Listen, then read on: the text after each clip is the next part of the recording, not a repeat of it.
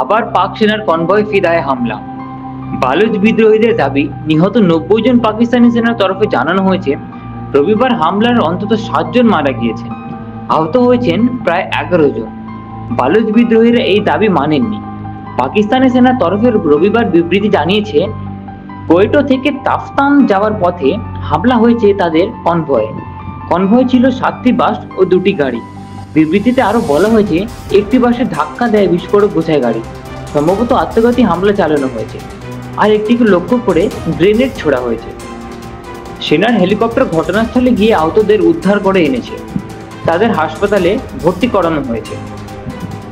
হামলার কিছুক্ষণের মধ্যেই বিবৃতি দিয়ে দায় স্বীকার করেছেন বালুচ বিদ্রোহীরা।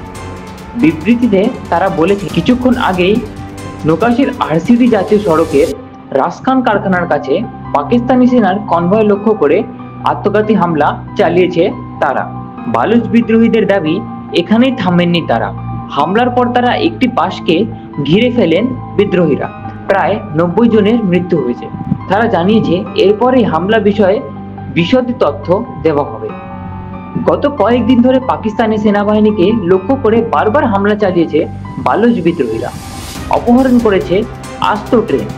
শনিবার পূর্বত শহরে সেনার কনভয়ের আইইডি বিস্ফোরণ ঘটানো হয় বলে অভিযোগ। কনভয়ে থাকা বেশ কয়েকজন সেনা আহত হন জোরালো বিস্ফোরণে।